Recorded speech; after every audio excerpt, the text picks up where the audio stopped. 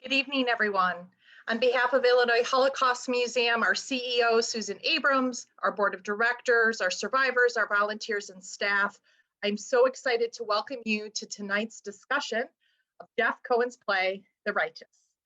Last summer, around August, when we were in the crux of the pandemic, Jeff was brave enough to partner with the Stryker Center, of which the Illinois Holocaust Museum was thrilled to be able to partner on a virtual reading of The Righteous. It included an incredible cast of award-winning actors.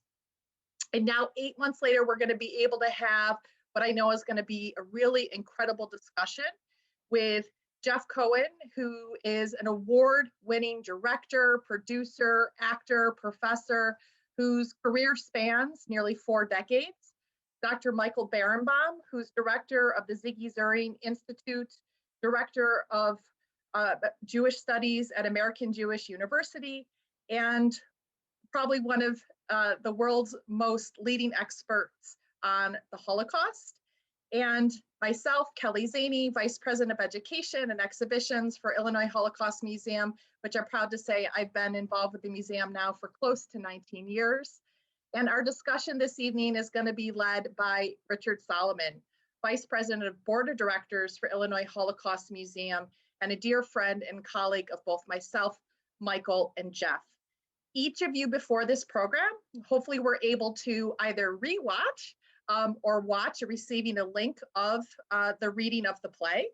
We would like to thank our community partners for their generosity and support of sharing the program with their constituency prior to this program and those listed on our pre-roll screen. We will be taking questions at the end of the program. So if you have a burning question throughout, if Michael says something really awesome, which he always does, type it in the chat and we'll be sure at the end to get to as many questions as we possibly can. I want to thank everyone again for joining us. I'm really thrilled to be a small part of what I know is going to be a really incredible conversation this evening. And with that, I turn it over to Rick.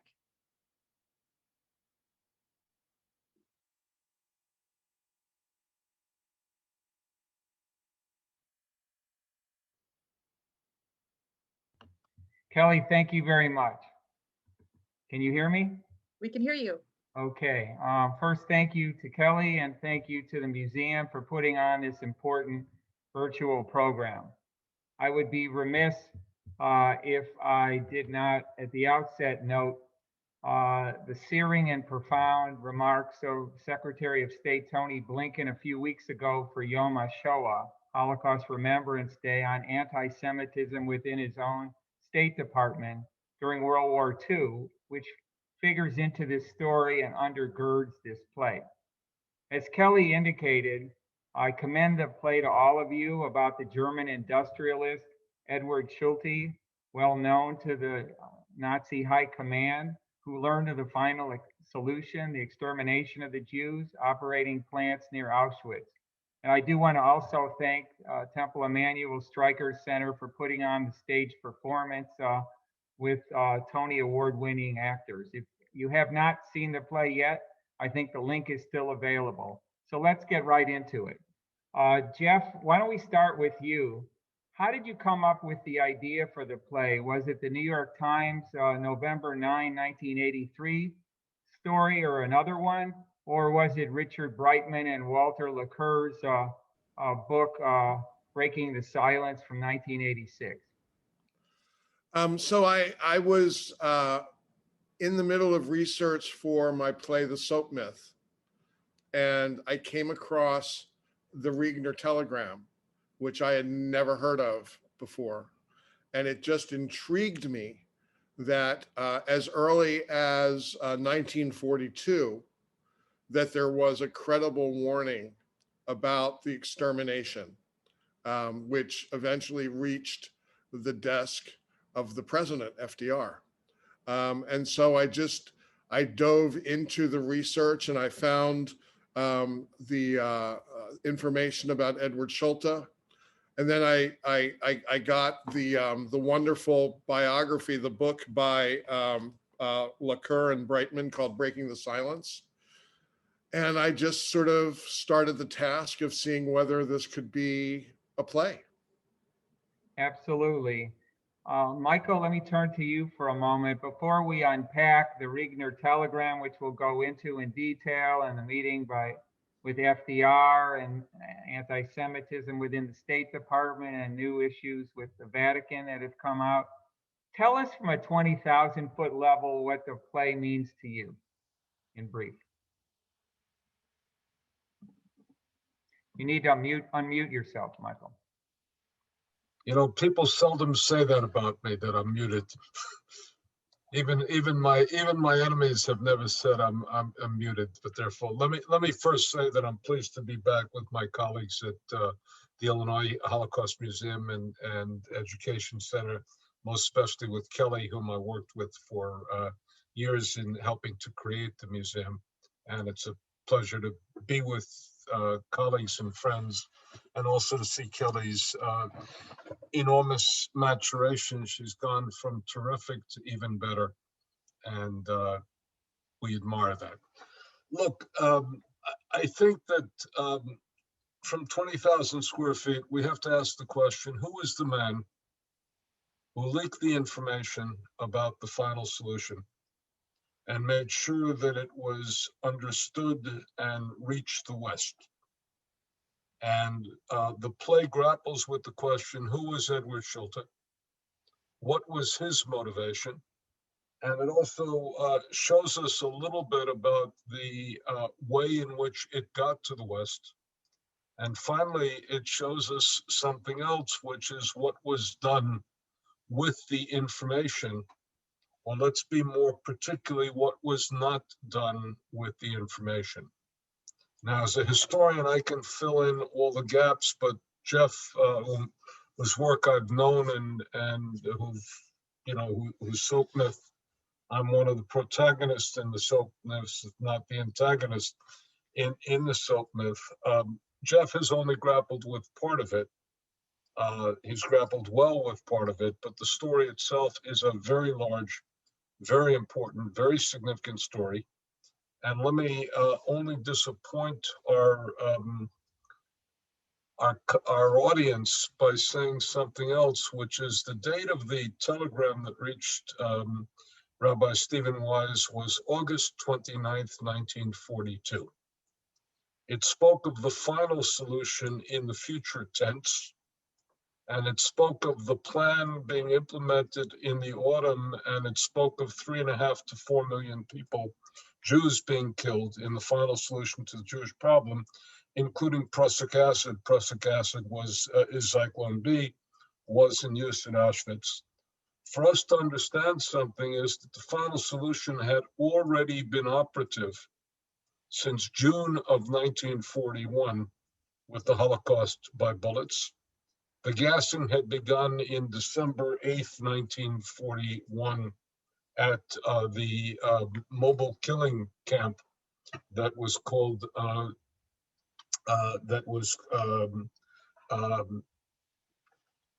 mobile killing camp, and called Chelmno. And the gas chambers were already operative for months at Belzec, for months at Sobibor, and for 6 weeks. It began July 23rd. This is August 29th. So that's 8 and 29 for 37 days at Treblinka. So the information, the latest information, the most important information ever received about this was already more than a year out of date, which shows us in a world in which we have instantaneous communication, shows us how slow information trickled out, despite the enormous efforts of very courageous men. Well, that helps put it in context, Kelley, and we'll unpack the telegram in a moment. What about the lessons from the story from you at a high plane? Yeah, so I think a couple things. One, as an educator with any of the programming or training or exhibitions that we bring to the museum are really just, in our field. I think the ability to put forth, as Jeff has had, with the Righteous and the Soap Myth and so many of his great work, is anytime we have the ability to be able to share and add, now 75 plus years away from the history, what I think is considered to be, you know, a little known or lesser known role of Eduard Schulte, I think is important. But I also think, you know, Rick, as you mentioned, as the lessons, you know, to add to that, I think anytime we have the opportunity to highlight those sparks of light within that darkness of the Holocaust, I mean, he really risked his life to you know, get this information out and to share this with his colleagues, to have someone who was an upstander and ultimately named righteous among the nations, I think equally is an important story. That always, as educators and human beings, we want to look towards within the broader scope and depth of the Holocaust. Excellent. Jeff, let me come back to you for a moment before we get into the telegram. You know, the play suggests that Himmler, the Reichsfuhrer and a leading member of the Nazi Party, was the source of the highly classified information about the final solution. There have been articles online, New York Times and others after the war, suggesting that Admiral Wilhelm Canaris, the chief of the Abwehr, the military intelligence branch of the High Command of the German Armed Forces, was the source. You know, any insight you want to give to us, and then I'll ask Michael and Kelley if they want to add on before we begin to delve in. Sure. Well, some of it, of course, is dramatic license. I thought that an encounter between the evil that is Himmler and Schulte, who is a man of great morality, would be a crackerjack scene that would motivate the character of Schulte to move forward. But also, you know, again, in referencing the biography that Brightman wrote, I can simply let you know that that it's true that Himmler was at Auschwitz, which was very near where Giesche's mines were, reviewing the works. He went to a dinner party and then later to a retreat that was owned by the company that Schulte managed, and then finally, what Brightman writes, if you don't mind, I'll quote it. No one had seen a written order.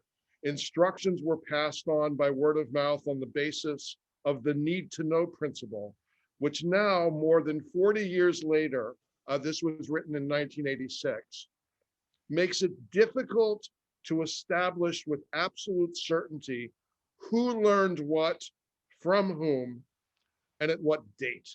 All we do know for certain is that among those who learned the secret was Eduard Schulte. So it felt to me that I wasn't doing anything ahistorical by having the plausible idea that it may have happened that they encountered each other.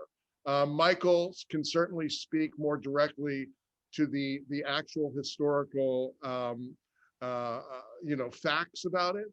But as a dramatist, it seemed like a very, very dramatic way to sort of motivate the character of Schulte. Understood. Michael or Kelley, you want to add on with any insight briefly? Let me say a word about the work that Walter Lacour and Richard Brightman did. Lacour was one of the last generation's great political scientists, historians. Himself a child of Vienna who got out in time, went to Palestine, and wrote so many important books that it would take us half the session just to go through the nature of his career. Richard Brightman is one of the preeminent historians of the Holocaust. They did something absolutely incredible. They didn't quite start out to write a biography. They started out with a detective job. We all know that Regner sent the telegram, and Regner never revealed where he got the information from. He took that with him and kept it absolutely unsaid during his entire very, very long career, and only confirmed it toward the end of his distinguished career, when they had essentially asked the question, who could have known this information? Who had the entranceway into Switzerland where this information was revealed? Who had the contacts, and how did the information go from that person to Gerhard Riegner? Gerhard Riegner, the audience may not know. Gerhard Riegner was a young, he was in his early 30s, an intelligence operative for the World Jewish Congress working in Switzerland. And the reason he was working in Switzerland, German born, the reason he was working in Switzerland is Switzerland was quotation marks neutral. We know it cooperated deeply with the Nazis and was indispensable to their foreign currency needs. And because it was so, and the Swiss told a major lie to themselves. The lie to themselves is that Germany never invaded us because we were behind the Great Alps. But that doesn't indicate that they could not have invaded from the French side across Lake Geneva and gone right into Switzerland. So this is a lovely lie the Swiss have told themselves for 75 years. So the reason he was operating out of Switzerland is because there were only 3 places in Europe which were sources of information and where everybody was trying to find out everything about everybody else. There was Spain, Switzerland, and Turkey. And there were Jewish intelligence operatives in all 3 countries. The most prominent at this point becomes Riegner because he's the first one to get the information. And the information reached him again indirectly. It's unclear to me that he ever met with Schulte until much later. Right. Well, I want to get into the telegram, but before we do, Kelley, anything you want to add at this point? Sorry, you're muted. Yeah, no, let's get into the telegram. So why don't we put the telegram on the screen so we can give it the time and attention it deserves from August of 42. And Michael, you know, trace out a little bit, as you say, he was with the World Jewish Congress, and there were delays with getting it to Rabbi Wise and delays by the State Department, and speak to a little of that in the 2 parts of the telegram. Okay. And Kelley, as another historian, please add on. I'm going to read this together as if it's a Talmudic text. And the reason for that is I want the audience to appreciate this. This is the single most serious piece of information received until August 1942, August 29th. Notice the date, 8/29/42. The single most important piece of information the West ever received on this. And it was sent to Stephen Wise, care of Mrs. Schneeberger. And so let's read it as that. We have to assume that and I know this because I was with someone who had met with Wise immediately after he received the telegram. You have to assume for a moment that Rabbi Wise read this telegram 100 times, that he dissected it the way we're going to dissect it. Have received through Foreign Office following message from Riegner, Geneva, stop. Stop means period. Now, we're going to understand what that means in a moment. It means the British Foreign Office gave to a man by the name of Samuel Silverman a copy of the telegram. That's going to become very pivotal for us to keep in mind in another moment. Received alarming report that in Führer's headquarters, plans discussed and under consideration. All Jews in countries occupied or controlled Germany, number 3.5 to 4 million, should after deportation and concentration in the East at one blow exterminated to resolve once and for all Jewish question in Europe. Now imagine reading that. Now we know, by the way, go back to that, Kelley, please. Is it Kelley? We know, for example, that the number discussed at the Wannsee conference on January 20th, 1942 was 11 million Jews, including the Jews of the Soviet Union, the Jews of Great Britain, all of whom the assumption was the Germans were going to capture. So this is an understatement. We also remember this was not only under consideration and discussion, it had already been operative since June, which means 14 months operative. June 21, 14 months and 8 days operative. June 22nd, so 14 months and 7 days operative already when we're first getting the first bit of information. Let's go to the second page. Stop. Action reported planned for autumn. Method under discussion include prussic acid. Stop, period. Prussic acid we know is Zyklon B. Now listen to this, and we're going to read it through the eyes of people who heard about the fact that information after preceding 9/11 was presumed to be what? A slam dunk. And here's where he says it's not quite a slam dunk. We transmit information with all necessary reservation, as exactitude cannot be confirmed. In other words, I don't know that this information is accurate. Informant stated to have close connection in highest German headquarters, and his reports generally reliable. Stop. Now we can read informant stated to have. You could make it stronger if Riegner had written informant known to have, but he didn't know that. He was a good intelligence operative. He was careful. He was meticulous. He was, we could even say, understated. To have close connections with highest German authorities, his reports generally reliable. Now we can read generally, that's a softer word than always reliable. It's a word that says mostly reliable, usually reliable, but not always. Right? That's the way it can be read. And I told you we're going to read it like a Talmud text. Inform and consult New York. This is Riegner giving instructions to Samuel Silverman, who's the signatory at the bottom.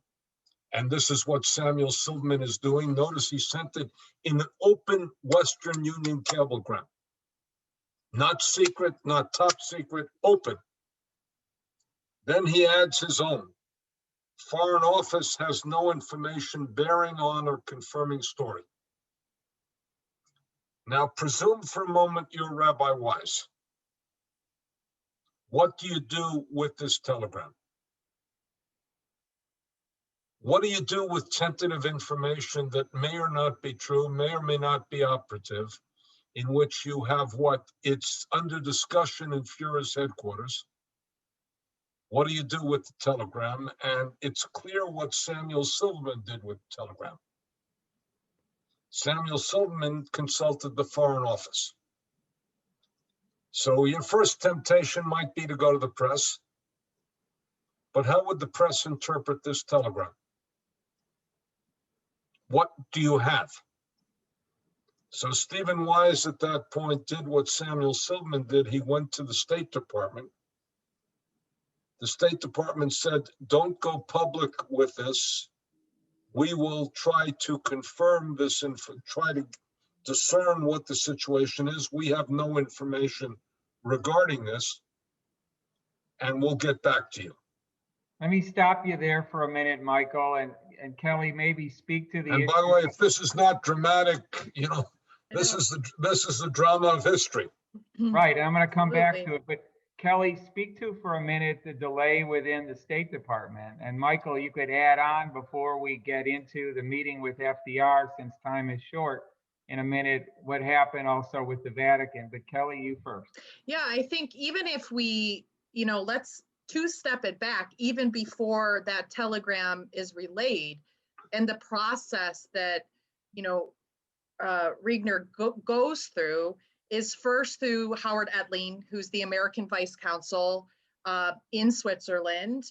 He meets with what he, as Michael said, this 30-something who seems really anxious, has news to share with him, shares with him that he has heard from a source, close to the Nazis about the plan to the Jewish problem, to the Jewish question.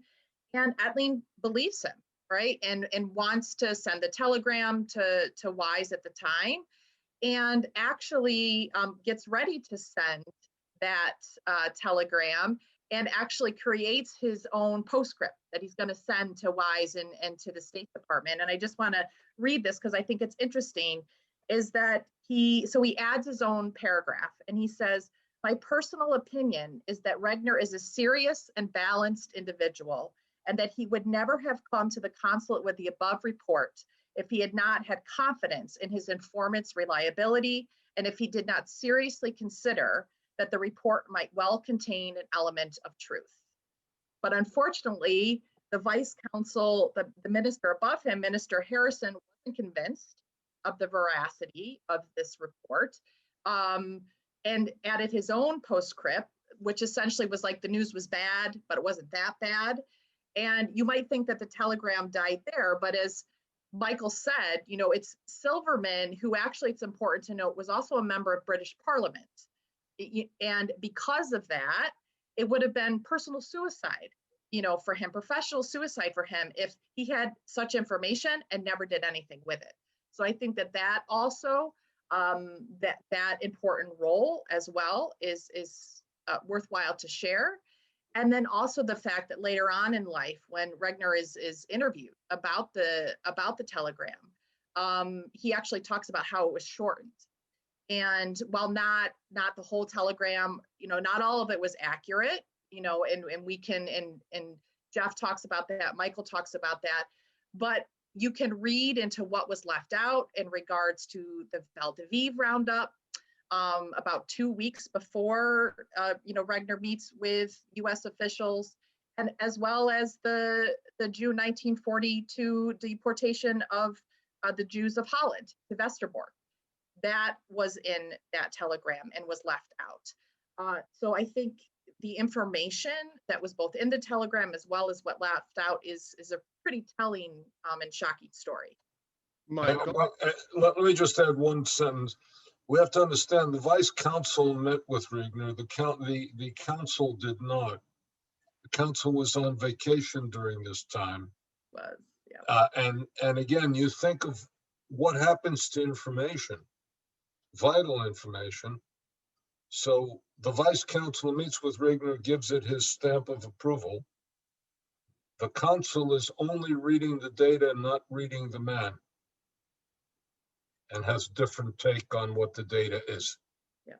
Jeff, did you want to add something real quick? Sure. So just to put it into a little bit more of context, my understanding is that Regner thought that his best vet to get it to Stephen Wise, who was American, was to go through the US State Department.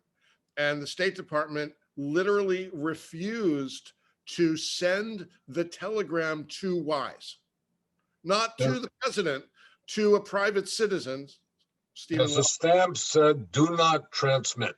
Yes, and the backup plan for Regner was to go to the member of Parliament Silverman in Britain, and and instead of going through diplomatic channels in Britain, Silverman decided, you know what? I'm just going to walk over to my local Western Union office and just send it and get it there. And I think that if they had gone through diplomatic channels, it's very likely that the Brits would have done the same thing that the Americans did, which is to not transmit it to Wise. But let's say one word, Kelley, because your statement, Silverman was a committed Jew, active, trying to help as best possible. we should not give any sense of political motivation to whether he would or would not have transmitted the thing. He was deeply committed, knew Wise, respected Wise, worked with him, and was all in on this issue. It's a matter of a Jewish member of parliament who was proud to be a Jew and who was going to use his political position to be faithful to Great Britain, but also to help the Jewish people in their hour of greatest need. So I don't want to attribute any, it's not political suicide for him. It is absolutely what he was committed to doing. And if I suggested that, I apologize. He actually No, did. you didn't. Okay. I'm not presuming. I just want to shape the character. Yeah, and a word, Michael, before we get to the FDR meeting, which we really need to spend some time on, about what's been newly uncovered with the Vatican and the State Department. Well, you have to understand the Vatican finally opened up its archives. And to the credit of Pope Francis, and one of the questions that everybody who goes through the Vatican archives will be asking is a very simple question. The Howard Baker question of Watergate, which some of us are old enough to remember. What did they know and when did they know it? And the third question is, and what the hell did they do with it? What we now know from the first perusal of the Vatican archives is that the American government went to the Vatican, the State Department, our ambassador to the Vatican went to the Vatican to ask what did they know about the situation. Now remember, the Vatican had the greatest intelligence network in the world, most especially in Europe, but we don't think of it as an intelligence network. It had priests on the ground with each army and with every community, most especially in Poland, which was a Roman Catholic community.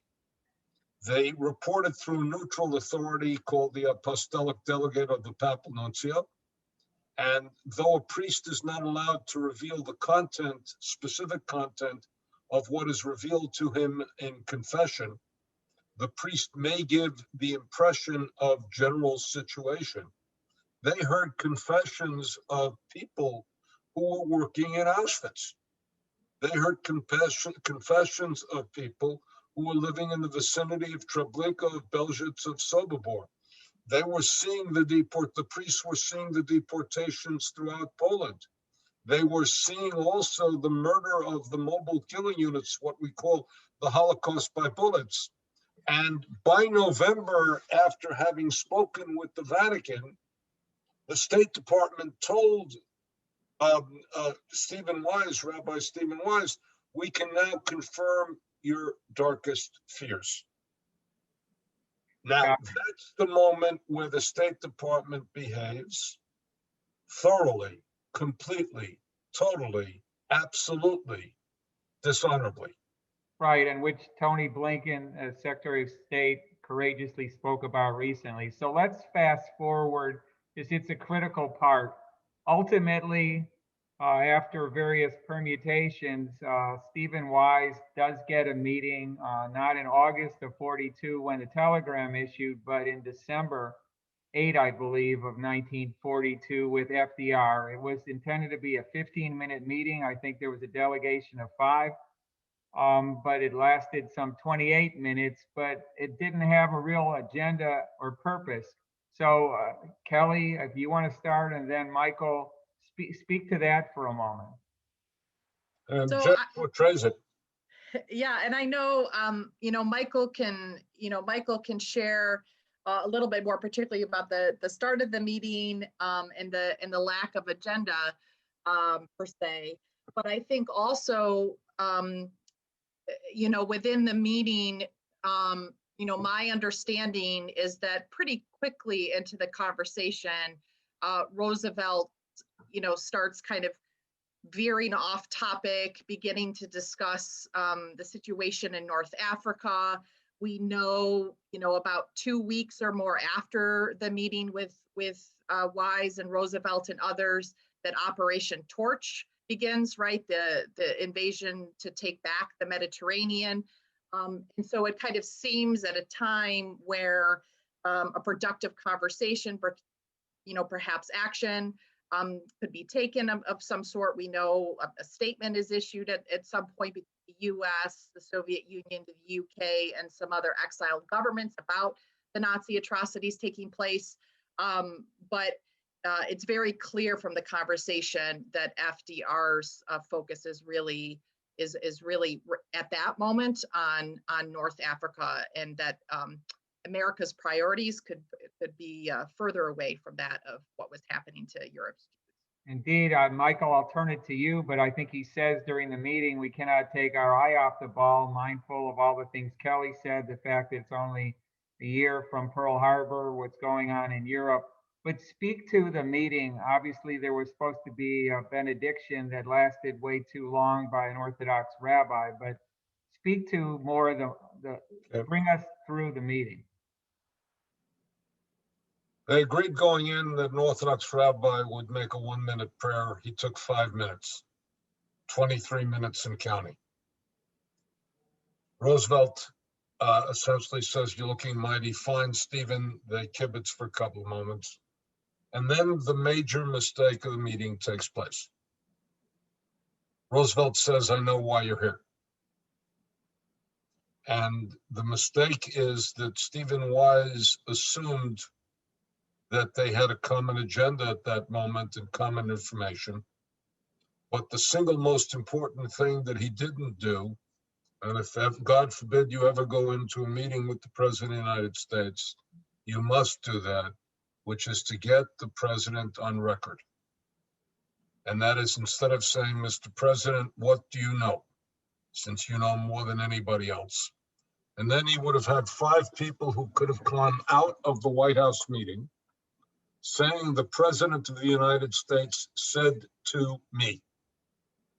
And it couldn't be denied by the White House because 5 people would have heard it. And they would have described the situation. Let me back up for a moment. In November, when Wise went with the information to the public, the State Department issued a statement: "We can neither confirm nor deny his report." They hung him out to dry. This was a moment in American history when everybody believes the government's information. The newspapers and the radio were not skeptical. They believed the information that they were being given. Now, had they asked Roosevelt to articulate what it is that he knew, they would have had the president on record with regard to the final solution to the Jewish problem. And they also, at that point, would have been able to turn the tide and say, "And what do you expect to do about it?" And when he said, "What do you want me to do?" they didn't come in with a fine agenda, which said, "We want you to do A, B, C, and D." Now, in fairness to Roosevelt, for one moment, the president of the United States was rightfully concerned with the war effort. America was fighting a 2-front war, and we weren't doing very well. We had faced problems in the Pacific. We were beginning the operations in North Africa. We weren't yet on continental Europe. He had every right to be concerned, and I would have expected the President of the United States to be concerned with the war effort. War effort number 1, war effort number 2, war priority number 3. But had they at that moment gotten him on record, there then would have been an awareness of the Jewish situation from the highest levels in the land and the highest nature of the news and whatever have you. There would have been a building of domestic pressure to do something about this. And the nature of what might have happened, and historians don't like to deal with what's called counter history, what didn't happen. The nature of what might have happened would be very, very different. It would be Now, Jeff portrays that meeting very powerfully, but he omits the 2 pieces of hindsight that, and historians may not know the future, but we try to learn the past. And some even accuse us of not knowing the past. But let me tell you, The failure to get Roosevelt on record is the most important mistake that Jewish leadership made in the United States in 1942. Let me just add to that because it's a good juxtaposition. You know, in January of 44, which is sometime later, the Secretary of Treasury, Henry Morgenthau Jr., met with Roosevelt, and in distinction, as Michael made, he came to meet with Roosevelt and asked for something specific, and out of it came a war refugee board that saved probably over 200,000 Jewish refugees and others. So it does make a difference. Kelley, let me go back to you and Michael. Yeah, go ahead, Jeff. Yeah, I just want to make it's not really a defense of Stephen Wise, but at least wanted to throw something out there. One of the great pieces of information that I put in the play was Wise's letter to FDR, Dear Boss, which Wise was dancing on the head of a pin to maintain what he considered to be his relationship, his access to the most powerful man in the world as a Jewish leader. And, you know, and his responsibility to do what Michael says, which is to go in there with an agenda and to pin him down and to walk out of that meeting, say, this is what the president told us. And I think that, you know, in retrospect, we could say that Wise made the wrong choice, but from Wise's point of view, it was clear that he felt he needed to protect his relationship with the president for the sake of the president's relationship with the Jewish community. I think but more equally importantly, remember, the American Jewish community was committed to winning World War II. Yep.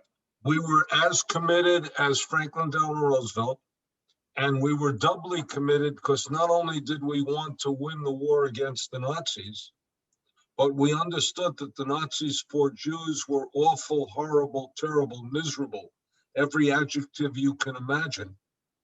And therefore, the American Jewish community was unambivalent about getting into World War II, unambivalent about supporting the war effort, and would not have been willing to take a step against the administration for fear that they would be labeled as hampering the war effort.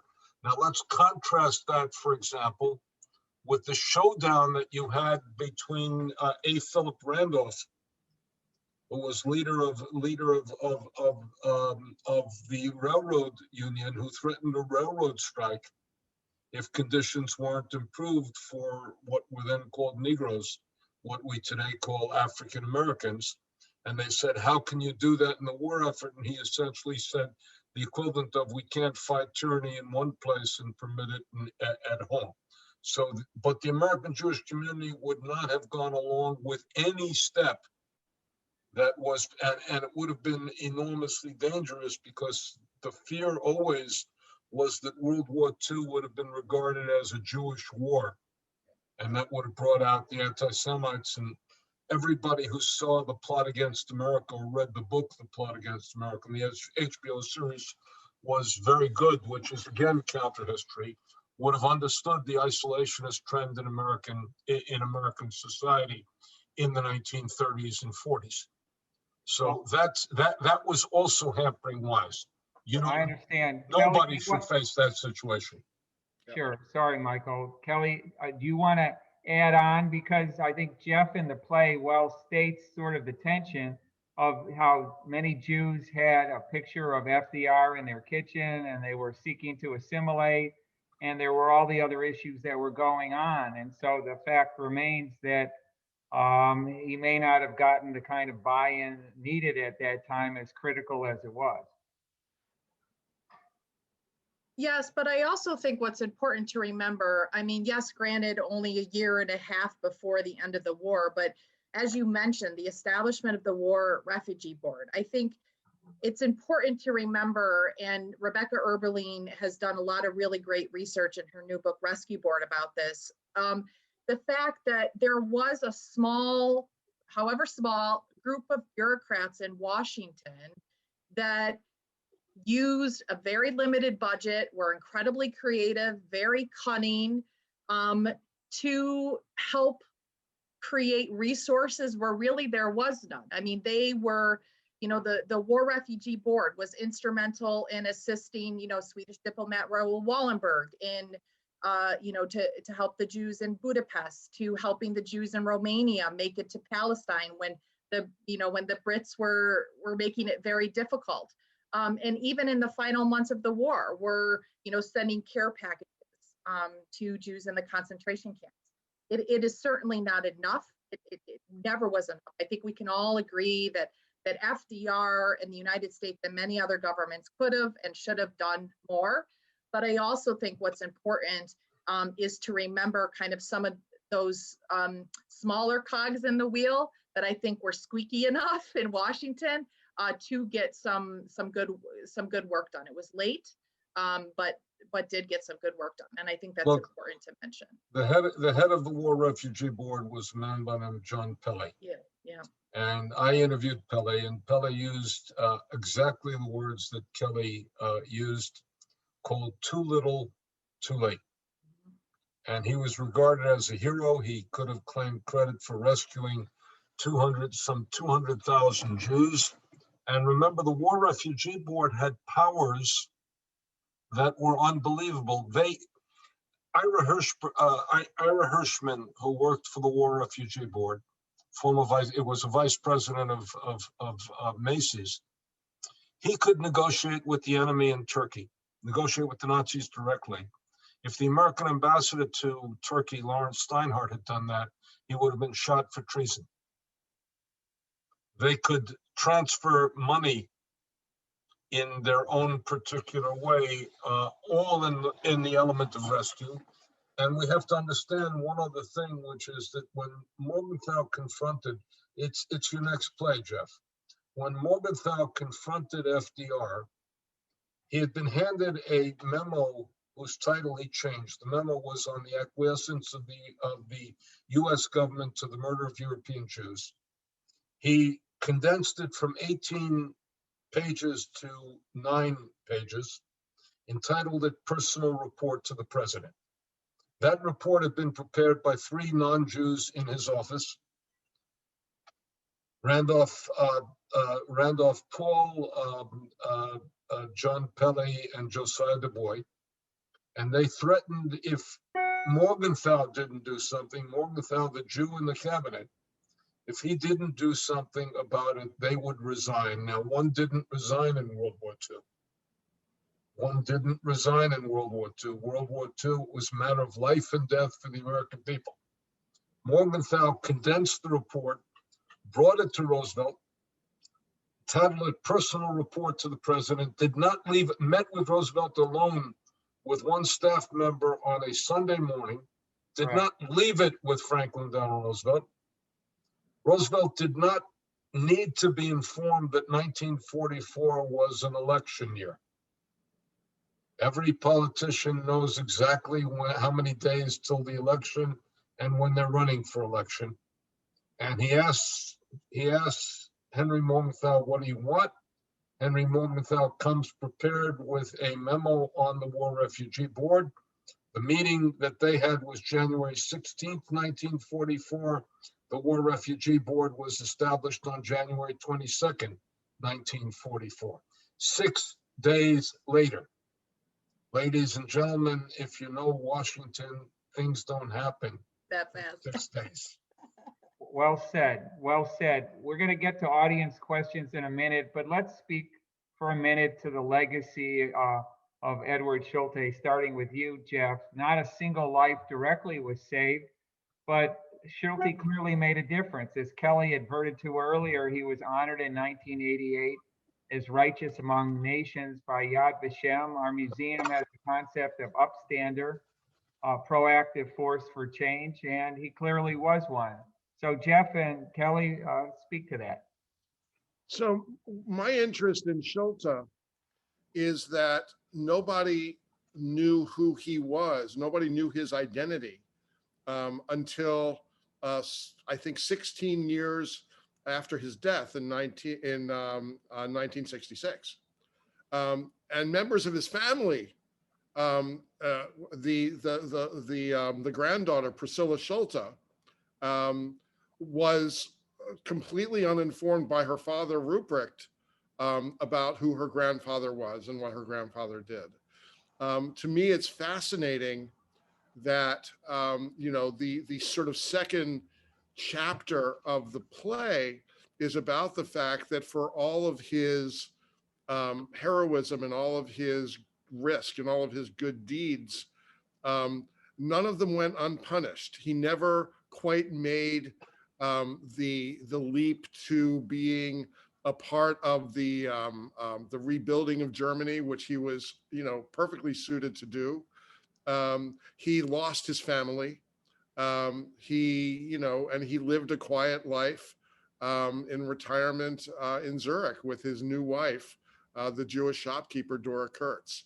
So all of these things in terms of how do you define heroism, is it measured by what you accomplish or is it measured by what you risk? Edward risked everything and accomplished very little, if anything. And I find that to be a fascinating, part of history. Tragic figure. Kelley? Yeah, I'd have to, I think it's so interesting because I found that, in the play to be, just as a human being and a historian, as someone who works with survivors and second and third generation, who we encourage so much, to talk to your grandparents, talk to your family, learn their histories, and to have that kind of be a crux in the play was, as a viewer and then also a reader of the play, you wanted his story out there. But I think, really well said, as Jeff mentioned, unfortunately, I think recognized too later in life. I don't know if I would say he accomplished little. Ultimately, I think the telegram, for what it's worth, was important.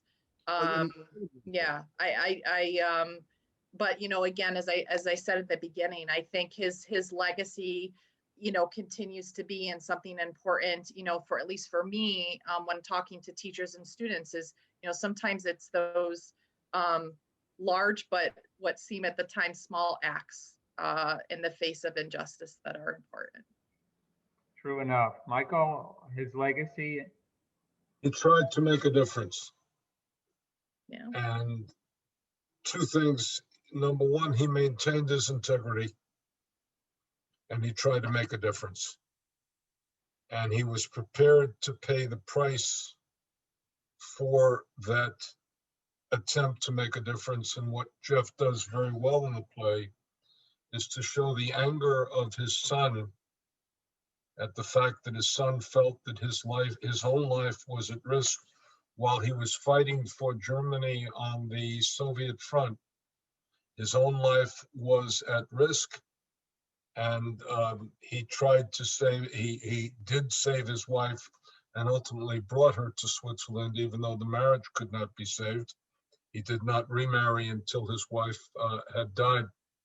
So, but he tried to make a difference. He might have made a much, much, much more significant difference, but he didn't. But that wasn't his fault. Right. It was the fault of the people who received the information. Rick, if you don't mind, there's a quote from the New York Times article of 1983, where they interview Ruprecht, the son, and it's very sad. He says, and I quote, "In the family, that subject, the subject of their father, was treated as one of sad necessity that we don't all want to talk about. These things are not easy. He was a man between worlds and probably a pretty lonely guy." That's the son speaking about the father after learning that the father did all that he could do to stop the extermination. That's the family rift that I find to be so tragic in the story. It is tragic. So we have some audience questions. First, no, there is no reading of the play tonight, but Kelley, could you tell people again how they can get a link to the play? Because I believe if you registered, you would receive it. Correct. So a couple avenues is one, when you registered for the program and you received your Zoom link to attend this evening, at the bottom was a link to a Vimeo link to watch the reading from last August. Additionally, so if you Google The Righteous by Jeff Cohen at the Stryker Center, it will show up in your video feed, and you can watch it through that way as well.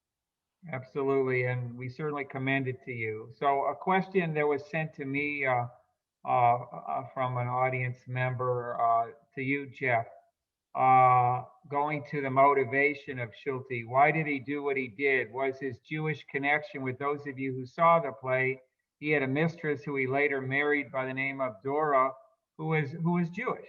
And so the question is, did that factor into his thinking? You can only surmise, but what's your thought on that? My thought on it is that Schulte was a man of great integrity and great honor. And my sense is that I think that, you know, that we can certainly say that he could not suffer the fools that were in power in the Nazis. And when he found out about this most egregious, this extermination of an entire group of people, he simply could not stay quiet. He just, it wasn't in him. There was a great honor. And unfortunately it's posthumous, but the fact that he was honored posthumously by Yad Vashem is a great testament to the integrity of his character. And that's something which I think would be a great lesson for people, especially today, when it seems that character is way down the list of things that you have to get by in this world. He was a man of incredible character. Character certainly counts. Michael, there are a couple of questions here to spell out a little more. Roosevelt, how candid he was and honest in the meeting, if you would speak to that, and also the issue of the undesirable impact on the war effort. Do you want to amplify on that a little?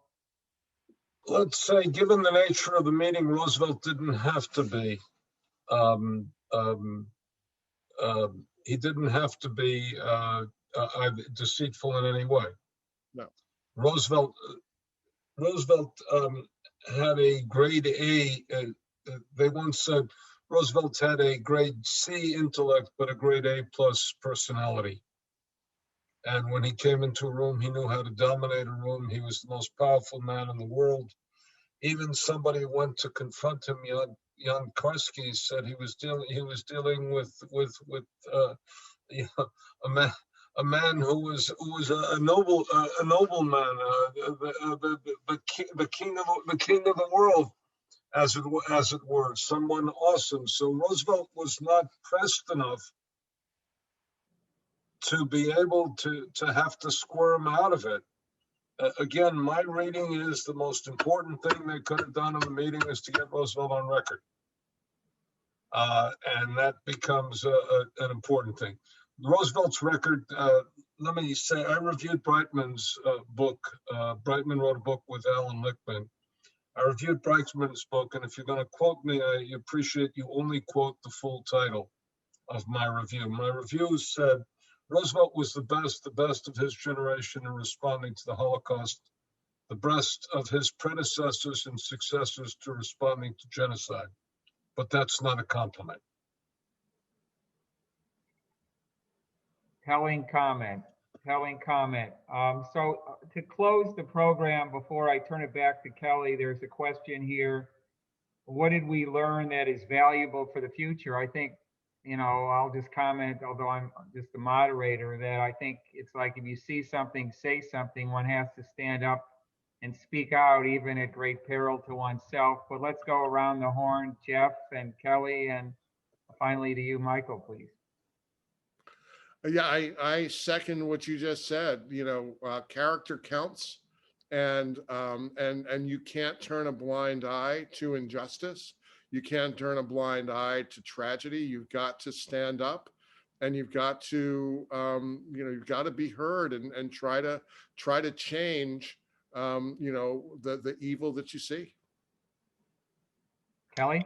Yeah, I think for me, I think it's this larger message of when we look at, genocide today, post-Holocaust or even here in the 21st century, look, like no president or presidential candidate has won an election based upon their anti-genocide policy or refugee issues. They just haven't. But yet practically every president that's been elected has expressed regrets for not intervening in genocide. Look at Clinton in Rwanda, Obama in Syria, right? So I think the larger lesson is, as well as not only individuals like Schulte, but just us as everyday citizens have to agitate and create that political will, which was lacking in some way in the 40s, to intervene.